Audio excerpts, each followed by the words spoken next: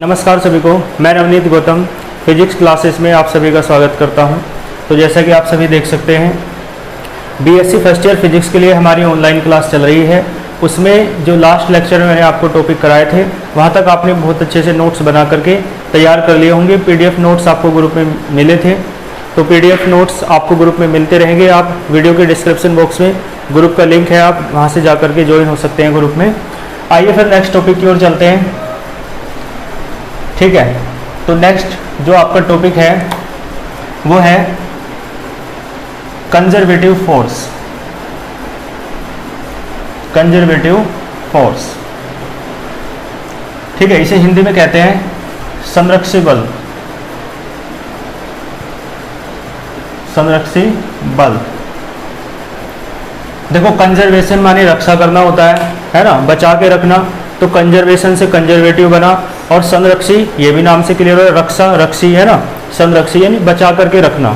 तो किसे बचा करके रखना है? गतिज ऊर्जा को बचा करके रखना है, काइनेटिक एनर्जी को बचा करके रखना है। ठीक है, तो कहने का मतलब ये है, देखो जब कोई पार्टिकल यानी कोई कण एक पॉइंट से दूसरे पॉइंट तक मोशन करता है, गति करता है। ठीक है, जब कोई कण एक बिंदु से दूसरे बिंदु तक गति करता है, यानी when a particle moves from one point to another, तो गति करते समय, मोशन करते समय, और उस पार्टिकल की जो काइनेटिक एनर्जी है, जो गतिज ऊर्जा है, उसमें कोई परिवर्तन, उसमें कोई चेंज ना हो। यानी शुरुआत में जो है उसकी काइनेटिक एनर्जी यानी के इनिशियल यानी प्रारंभिक गतिज ऊर्जा, और फाइनल यानी अंतिम गतिज ऊर्जा, फाइनल काइनेटिक एनर्जी, दोनों कैसी रहें? सेम रहें। तो जिस बात समझ में यहाँ तक, कोई पार्टिकल है, कोई कण है जो मोशन कर रहा है, गति कर रहा है एक पॉइंट से दूसरे पॉइंट पर।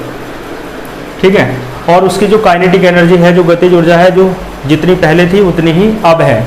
यानी काइनेटिक एनर्जी में, गतिज ऊर्जा में कोई चेंज, कोई परिवर्तन नहीं हुआ है। तो देखो, अब चूंकि ये पार्टिकल मोशन कर रहा है, तो इस पर कोई फोर्स वर्क कर रहा होगा, है ना, कोई बल लग रहा होगा। तो जो फोर्स लगता है उस यानी अब जो फोर्स, जिस फोर्स के कारण वो मोशन कर रहा है पार्टिकल, जिस बल के कारण कण गति कर रहा है, उस बल को ही संरक्षी बल कहा जाता है, उस फोर्स को ही कंजर्वेटिव फोर्स कहा जाता है। एक बार हिंदी में सुन लीजिए, यानी जब कोई कण एक बिंदु से दूसरे बिंदु तक गति करता है, और गति के दौरान, है ना, कण की गतिज ऊर्जा में कोई परिवर्तन नहीं होता है, तो इस प्रकार तब बल, जो कण है वो जिस बल के कारण गति करता है, जिस बल के अंतर्गत गति करता है, उस बल को आप क्या कहते हैं? संरक्षी बल कहते हैं। ठीक है, तो देखो मैं लिख देता हूँ, यानी इस प्रकार से आप कह सकते हो, व्हेन ए पार्टिकल, यानी जब कोई कण, ठीक है, आपको लिखना सिखाना है। जो हिंदी मीडियम वाले स्टूडेंट हैं वो इंग्लिश मीडियम में जब आए हैं, और बाकी इंग्लिश मीडियम वाले भी हों, तो है ना, कुछ स्टूडेंट लैंग्वेज को याद करते हैं, रटते हैं, वो तरीका सही नहीं माना जाता है ना, क्योंकि याद करेंगे इस चीज़ को तो भूल जाएंगे। तो याद नहीं करना, कॉन्सेप्ट को माइंड में सेट करना है और अपने शब्दों में ढाल करके लिख देना है। क्योंकि भाषा केवल एक अभिव्यक्ति का माध्यम मात्र है ना, भाषा सब कुछ नहीं होती है, भाव सब कुछ होते हैं। तो भाव यानी कॉन्सेप्ट जो हमारा है वो बिल्कुल ठीक होना चाहिए, भाषा है ना थोड़ी बहुत कम ज़्यादा चल जाती है। तो देखो मैंने बताया, जब कोई कण एक स्थान से दूसरे स्थान तक या एक बिंदु से दूसरे बिंदु तक मोशन करता है, गति करता है, तो व्हेन ए पार्टिकल मूव्स यानी चलता है ना, कहाँ से कहाँ तक? From A point, from A point to another, एक बिंदु से दूसरे बिंदु तक चलता है। ठीक है, और उसके काइनेटिक एनर्जी में कोई भी चेंज ना हो, यानी जितनी काइनेटिक एनर्जी पहले थी उतनी ही अब है। एंड द काइनेटिक एनर्जी, ठीक है, काइनेटिक एनर्जी यानी गतिज ऊर्जा, and the kinetic energy of the particle, ठीक है, and the kinetic energy of the particle remains same. Remains माने रहे या रहती है, कैसी रहती है? सेम रहती है, यानी जितनी पहले थी उतनी ही अब है।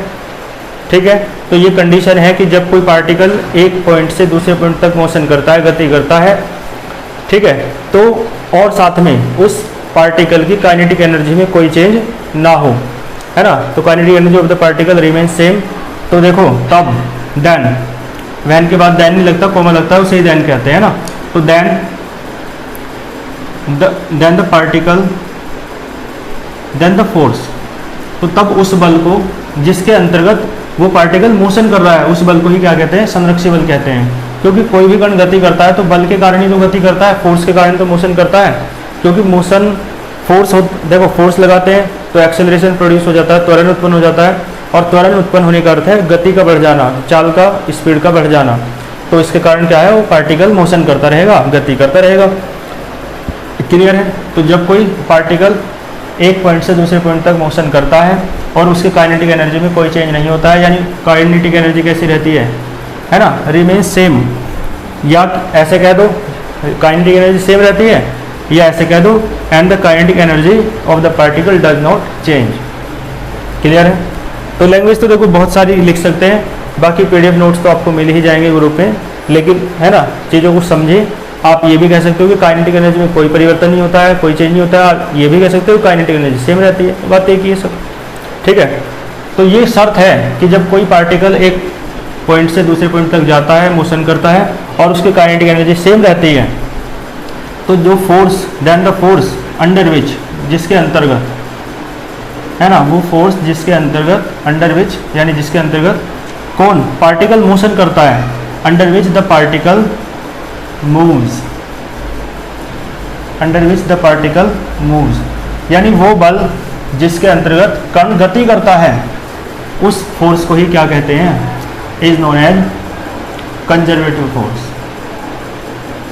क्या कहते हैं उस फोर्स को, is known as conservative force.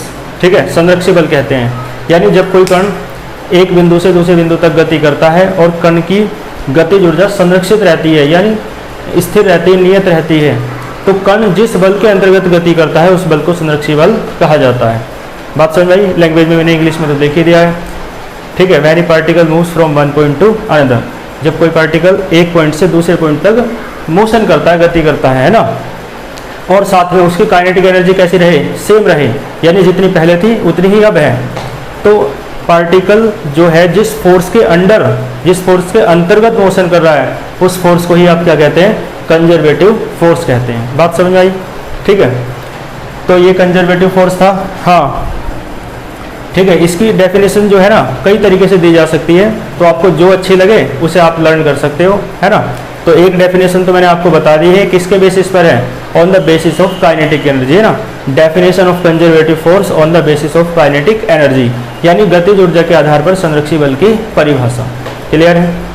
तो वीडियो लेक्चर को मैं इस तरीके से, है ना, रिकॉर्ड करने का प्रयास करता हूँ, इस तरीके से वीडियो बनाने का प्रयास करता हूँ, लेक्चर देने का प्रयास करता हूँ, किस तरीके से, ताकि सभी स्टूडेंट इससे लाभान्वित हो सकें।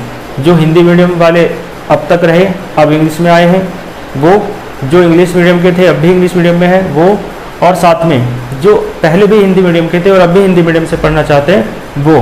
तो तीन टाइप के स्टूडेंट वीडियो को सुनकर ही, क्लास को सुनकर ही अपने नोट्स बना सकें। बाकी पीडीएफ नोट्स इंग्लिश में आपको मिलेंगे, ठीक है। तो चलते हैं फिर आगे। तो मैंने कहा इसकी परिभाषा कई तरीके से दी जा सकती है, डेफिनेशन। तो ये क्या है, on the basis of kinetic energy. अब आगे देखो, ठीक है, मैं इसे रफ कर रहा हूँ। तो अब देखो पाथ के बेस पे बनाएंगे, है ना, पाथ के बेस पे इसके definition, on the basis of path. Path को कहते हैं पथ, यानी रास्ता, ठीक है। पाथ यानी रास्ते की बेस पर। तो देखो इसकी एक लाइन तो बिल्कुल सेम हो जाएगी, है ना, ये वाली पहली जो लाइन है कि जब कोई कण एक बिंदु से दूसरे बिंदु तक गति करता है, तो when a particle moves from one point to another. देखो एक बार सुन लीजिए क्या है पाथ के बेस पर इसकी डेफिनेशन, है ना, एक बार हिंदी में सुनिए। जब कोई कण एक बिंदु से दूसरे बिंदु तक गति करता है और वो जो किया गया, मतलब जो पथ है, वो उसका जो रास्ता है वो डिपेंड, रिलेटेड नहीं होता किए गए कार्य से, है ना। तो कहने का मतलब है, देखो कैसे, जैसे कोई कण बिंदु ए पे है और वो कहाँ जा रहा है, बिंदु बी पे जा रहा है। तो देखो मान लो वो इस रास्ते से गया, है ना, या इस रास्ते से गया, ठीक है। तो दोनों ही कंडीशन में जो वर्क डन है ना, जो वर्क डन है वो सेम रहेगा। वर्क डन कैसे रहेगा, सेम। तो कहने का मतलब है जब किया गया कार्य कण के द्वारा गति करने में कार्य करना पड़ रहा है ना, तो कण के द्वारा कार्य किया गया जो कार्य है वो पाथ पर यानी पथ पर निर्भर नहीं करता, है ना, कि कौन से रास्ते से कण जा रहा है, तो है ना, यानी ऐसा नहीं है कि इस रास्ते से कण जाएगा तो वर्क डन यानी जो कार्य है वो अलग होगा, और इस रास्ते से कण जाएगा, पार्टिकल जाएगा तो वर्क डन अलग होगा, ऐसा नहीं होता है।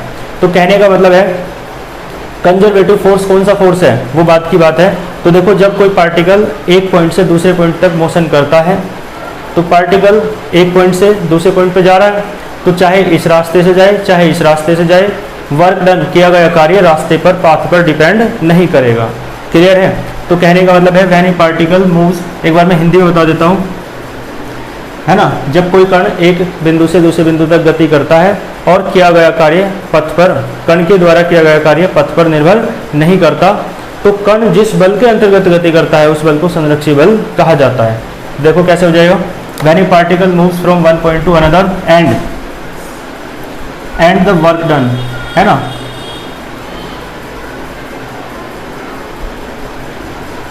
To move the particle, work done कौन सा है, जो पार्टिकल को मूव करा रहा है, मोशन करा रहा है, ठीक है।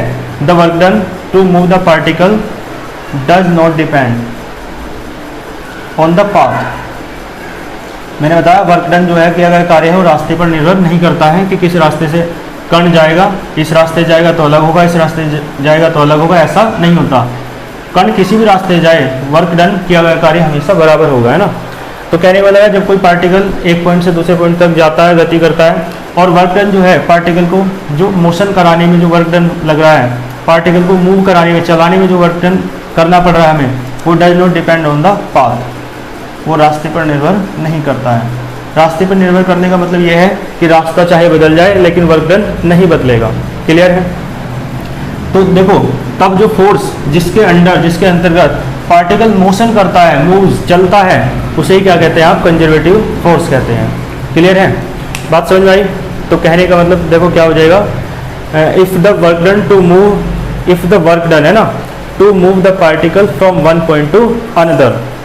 क्लियर है? यानी जो वर्क डन है पार्टिकल को मूव कराने में, कौन सा वर्क डन, जो पार्टिकल को मूव कराने में हमें करना पड़ रहा है वो वर्क डन है ना, और पार्टिकल को मूव हम कहाँ से करा रहे हैं, from one point to another point. तो कहने का मतलब है if the work done to move the particle from one point to another does not depend on the path, यदि वो रास्ते पर निर्भर नहीं करता है तो तब पार्टिकल जिस फोर्स के अंडर, जिस फोर्स के अंतर्गत मोशन करता है उस फोर्स को आप क्या कहते हैं, कंजर्वेटिव फोर्स कहते हैं। ठीक है, मैंने लिख दिया है। और इसका सीधा सा सार यही है कि पार्टिकल जो है चाहे इस पाथ से जाए चाहे किसी दूसरे पाथ से जाए, वर्क डन पर कोई फर्क नहीं पड़ेगा। यही तो मतलब है डज नॉट डिपेंड का, कि वर्क डन नहीं बदलेगा चाहे पाथ बदल जाए। क्लियर है? तो उस फोर्स को जिसके, है ना, जिसके अंडर पार्टिकल मोशन कर रहा है, जिसके अंतर्गत पार्टिकल मूव्स माने चल रहा है, उसे ही आप क्या कहते हैं, कंजर्वेटिव फोर्स कहते हैं। ठीक है, कर लेंगे। और हाँ, इसके कुछ एग्जाम्पल दे देखो। कंजर्वेटिव फोर्स यानी किस किस टाइप के फोर्स होते हैं भाई, संरक्षी बल कौन कौन सा बल होता है, तो देखो गुरुत्वाकर्षण का बल यानी ग्रेविटेशनल फोर्स संरक्षी बल होता है, कंजर्वेटिव फोर्स होता है। क्लियर है? और दूसरी बात पहले समझ लेते हैं ग्रेविटेशनल फोर्स कैसे कंजर्वेटिव फोर्स है। देखो ग्रेविटेशनल फोर्स आप जानते हैं, है ना, क्या बोलते हैं, गुरुत्वाकर्षण बल, ग्रेविटेशनल फोर्स। ठीक है जी, ग्रेविटेशनल फोर्स यानी गुरुत्वाकर्षण बल। आप ये बताओ किसी वस्तु को ऊपर की ओर फेंकोगे तो आप देखोगे, चलो मैं यही बताता हूँ ना, देखो यहाँ से किसी वस्तु को ऊपर की ओर फेंक रहे हो तो देखो धीरे धीरे स्पीड क्या होती जाएगी, जब ऊपर की तरफ जाएगी कोई बॉडी, स्पीड क्या होती जाएगी, कम होती जाएगी, और कम होते होते इस पॉइंट पर स्पीड क्षण भर के लिए जीरो हो जाएगी, और फिर पार्टिकल क्या चलेगा, फिर नीचे की ओर चलेगी बॉडी, वस्तु नीचे की ओर आएगी, है ना। तो देखो जब यहाँ से फेंकी थी ना, जब उसका जितना वेग था, जितनी गतिज ऊर्जा थी, यानी जितनी वेलोसिटी थी और जितनी काइनेटिक एनर्जी थी, है ना, यानी के काइनेटिक एनर्जी है ना, तो वापस जब आएगी ना तब भी उतनी ही होगी। तो काइनेटिक एनर्जी में कोई चेंज हुआ है, नहीं हुआ। जब आपने फेंका उस वस्तु को तब भी काइनेटिक एनर्जी, गतिज ऊर्जा उतनी ही थी, और जब आप देखो फिर ऊपर जा रही है, गतिज ऊर्जा घटती जा रही है, काइनेटिक एनर्जी घटती जा रही है, क्योंकि वेलोसिटी घटती जा रही है। और आप जानते हो k is equals to half mv square, तो वेलोसिटी घटेगी तो काइनेटिक एनर्जी भी घट जाएगी। ठीक है, वेलोसिटी घटेगी तो काइनेटिक एनर्जी घटेगी, वेलोसिटी बढ़ेगी तो काइनेटिक एनर्जी भी बढ़ जाएगी। आपको पता है दोनों डायरेक्टली प्रोपोर्शनल हैं, समानुपाती हैं। तो कहने का मतलब है देखो ऊपर की ओर चल रही है बॉडी, तो क्या हो रहा है, स्पीड यानी वेलोसिटी घटेगी। ठीक है, देखो हिंदी मीडियम वालों के लिए भी अब इतना तो उन्हें प्रयास जरूर करना पड़ेगा कि मैंने कहा था कि जो कुछ कॉमन वर्ड हैं, वेलोसिटी, स्पीड है ना, ऐसे इस टाइप के जो शब्द हैं, फोर्स है ना, और एक्सेलरेशन है, इनकी जरूर इंग्लिश भी समझ लें, है ना, ताकि मुझे बार बार है ना बोलने में ज़्यादा वर्ड ना बोलने पड़े हिंदी और इंग्लिश के। मैं वेलोसिटी कहूँ तो आप भी समझे क्या होता है वेग, मैं स्पीड कहूँ तो क्या होता है चाल, है ना, एक्सेलरेशन कहूँ तो त्वरण, तो थोड़ी मेरी आसानी हो जाएगी ना। और बाकी अधिकतर स्टूडेंट वे वाले हैं जो अब तक हिंदी मीडियम से पढ़ते आए हैं और अब इंग्लिश में पढ़ रहे हैं, तो उन्हें तो समझना है ही, है ना, फिर इंग्लिश में। चलो ठीक है, तो मैंने कहा कि जब पार्टिकल ऊपर की तरफ जाएगा तो वेलोसिटी क्या होगी, घटेगी, और वेलोसिटी घटेगी तो काइनेटिक एनर्जी घटती जा रही है, तो घटती जा रही है। लेकिन जब वापस जाएगा फिर इस वेलोसिटी बढ़ती जाएगी और काइनेटिक एनर्जी बढ़ते बढ़ते फिर उतनी हो जाएगी जितनी शुरुआत में थी।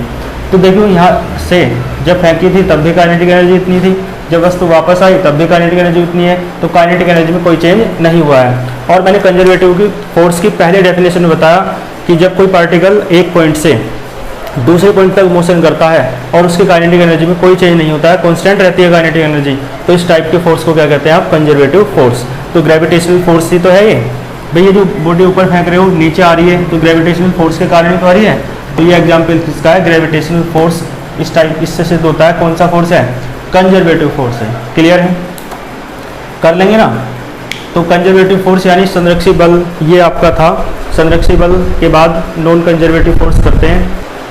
ठीक है, तो कंजर्वेटिव फोर्स आप कर लेंगे ना, ठीक है। हाँ, इसका एक एग्जाम्पल और लिखना चाहो लिख सकते हो। एक तो ग्रेविटेशनल फोर्स है और एक होता है आपका इलेक्ट्रोस्टैटिक फोर्स, जिसे आप कहते हैं वैद्युत बल, इलेक्ट्रोस्टैटिक फोर्स, है ना, वैद्युत बल। क्लियर है, तो ये सब किसके एग्जाम्पल हैं, ग्रेविटेशनल फोर्स, इलेक्ट्रोस्टैटिक फोर्स, ये सब किसके एग्जाम्पल हैं, आपके कंजर्वेटिव फोर्स के। ठीक है, आइए चलते हैं फिर आगे, चले आगे।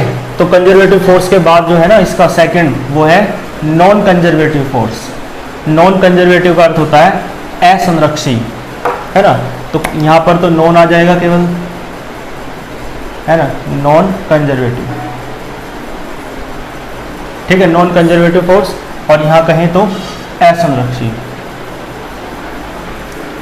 क्लियर है, तो देखो यहाँ पे कुछ अलग नहीं होना, मतलब हाँ कुछ अलग नहीं है। जैसे आपने कंजर्वेटिव फोर्स की पहली डेफिनेशन पढ़ी थी ना, उसका जस्ट अपोजिट कर देना है।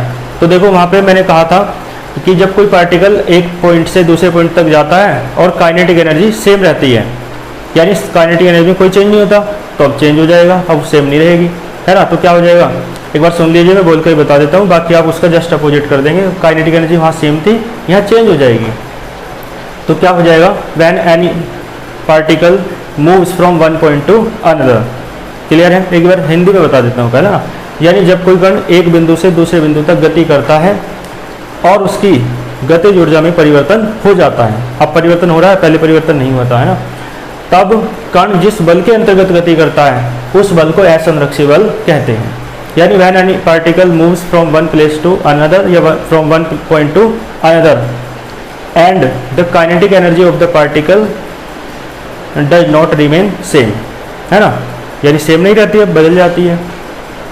तो then the force under which the particle moves, ये तो लाइन सेम है, and then the force under which the particle moves is known as non conservative force. Clear है, तो देखो यहाँ भी पहले तो कर लेंगे आप, दूसरी डेफिनेशन देखो जो पाथ के आधार पर है, इसमें क्या हो जाएगा, इसका भी जस्ट अपोजिट हो जाएगा, कुछ नहीं होगा। Then the particle moves from one place to another, तो and the work done to move the particle, particle को मूव कराने में जो वर्क करना पड़ रहा है वो डिपेंड कर जाएगा, पहले डिपेंड नहीं कर रहा था ना, उसका अपोजिट है ना ये, तो डिपेंड्स आ जाएगा बस, डिपेंड्स ऑन द पाथ, अब पाथ पर डिपेंड करता है। तो द फोर्स अंडर विच, जिसके अंतर्गत पार्टिकल मोशन करता है, मूव है ना, चलता है, उस फोर्स को ही आप क्या कहते हैं, नॉन कंजर्वेटिव फोर्स कहते हैं। कर लेंगे, चलो इसके एग्जाम्पल देख लीजिए।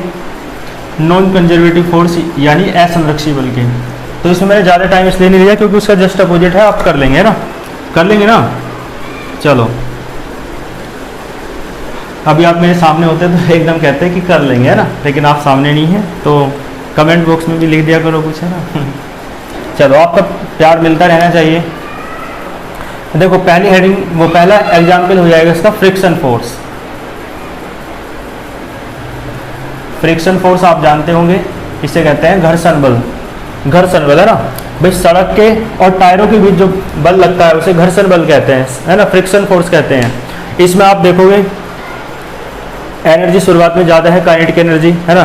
कोई जैसे मान लो कोई बॉडी है ना, इस तरीके देखो, कोई बॉडी है वो चलना स्टार्ट की तो शुरुआत में काइनेटिक एनर्जी, क्योंकि फोर्स लगा उस पर, है ना, तो काइनेटिक एनर्जी शुरुआत में मान लो कितनी थी, 10 थी, लेकिन अब वो चल के यहाँ आ गई।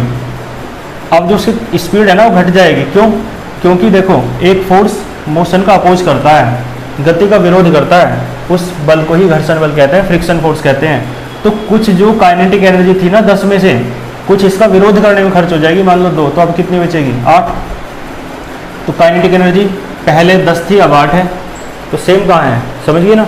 तो इसका मतलब है ऐसा फोर्स जिसमें काइनेटिक एनर्जी मतलब ऐसा फोर्स जिसके अंतर्गत पार्टिकल जब मोशन करता है तो उसकी काइनेटिक एनर्जी सेम नहीं रहती, बदल जाती है, तो उसे क्या कहते हैं, नॉन कंजर्वेटिव फोर्स। तो फ्रिक्शन फोर्स में ऐसा हो रहा है, तो फ्रिक्शन फोर्स यानी घर्षण बल में ऐसा होता है, तो फ्रिक्शन फोर्स इसका एग्जाम्पल हो जाएगा। और दूसरा हो सकता है air resistance. Air resistance, air resistance यानी इसे बोलते हैं एयर यानी वायु, और रेजिस्टेंस का अर्थ एक तरीके घर्षण ही है ना, वायु का घर्षण। वायु भी क्या करती है, विरोध करती है। जैसे कोई पेंडुलम चल रहा है ना, ऐसे ऐसे पेंडुलम समझते हो ना, तो कोई पेंडुलम ऐसे ऐसे चल रहा है, अब क्या है, वायु का झोंका आया तो पेंडुलम की जो स्पीड इधर को है वो वायु के झोंके से क्या हो जाएगी, थोड़ी कम हो जाएगी, क्योंकि जो वायु का झोंका है वो क्या कर रहा है, अपोज कर रहा है, हवा का झोंका जो है ना, तो अपोज कर रहा है, विरोध कर रहा है, तो स्पीड कम हो जाएगी। अब जैसे स्पीड कम हुई तो काइनेटिक एनर्जी कम हो जाएगी। जब पहले तो तेज तेज चल रहा था, काइनेटिक एनर्जी ज़्यादा थी, और अब काइनेटिक एनर्जी क्या हो जाएगी, कम हो जाएगी। तो इसका मतलब है काइनेटिक एनर्जी बदल गई, तो काइनेटिक एनर्जी सेम नहीं रही है ना। और जिस फोर्स में काइनेटिक एनर्जी सेम नहीं रहती उसे ही क्या कहते हैं, नॉन कंजर्वेटिव फोर्स। तो एयर रेजिस्टेंस यानी वायु का जो घर्षण है वो किस बल का उदाहरण है, असंरक्षित बल का उदाहरण है, यानी एग्जाम्पल किसका है, नॉन कंजर्वेटिव फोर्स का है। ठीक है, तो ये आपका नॉन कंजर्वेटिव फोर्स था, यहाँ तक आपको समझ में आया। ठीक है, तो इसे ज़्यादा कर लेंगे आप, इसे ज़्यादा विस्तार न देते हुए आज की वीडियो में फिलहाल इतना ही रखते हैं। ठीक है, तो आप इस टॉपिक को बहुत अच्छे से कर लेना, बाकी PDF नोट्स आपको मिलते रहेंगे, बहुत अच्छे से साथ साथ तैयार करते चलें, है ना। बाद का बर्डन नहीं होना चाहिए आपके ऊपर, आप बिल्कुल साथ के साथ चीज़ों को तैयार करते चलें, है ना। तब आप देखेंगे आपका कॉन्फिडेंस भी अलग ही निकल के आएगा ना, यदि आप साथ साथ चीज़ों को तैयार करते रहेंगे, और बाद के लिए बहुत सुविधा होने वाली है। ठीक है, तो बहुत अच्छे से अपनी फेयर नोट्स बनाते रहिए, लर्न करें चीज़ों को, है ना, कॉन्सेप्ट को समझें, बुक से पढ़ें, है ना, वीडियो को देखें बार बार, यदि कोई बात नहीं समझ में आती है, नहीं तो इन्हें लर्न करें, लिख लिख करके देखें क्वेश्चंस को, है ना। तो बहुत अच्छी तैयारी कर लें, है ना, बिल्कुल एक टारगेट लेकर चलो कि, है ना, जो इस बार BSc कर रहे हैं स्टूडेंट, उन्हें परीक्षा देने का अवसर नहीं मिला है, तो जो हमारी तैयारी थी और हम अपना सिद्ध नहीं कर पाए अपने, है ना, उसे क्या बोलते हैं, प्रतिभा को, तो आपको BSc फर्स्ट ईयर में दिखाना है, आप किसी से कम नहीं है, ये विश्वास जरूर रखें, है ना। ठीक है, क्योंकि किसी कार्य को यदि एक व्यक्ति कर सकता है तो दूसरा भी कर सकता है, सभी व्यक्ति एक जैसे होते हैं, ईश्वर ने किसी के साथ कोई भी भेदभाव नहीं किया है। समझ रहे हैं ना आप मेरी बातों को। चलो, तो मैं कह रहा हूँ यहाँ तक बहुत अच्छे से तैयार कर लेना, फिर मिलते हैं नेक्स्ट वीडियो में। अपना ध्यान रखिए, पढ़ते रहिए, ऑल द वेरी बेस्ट।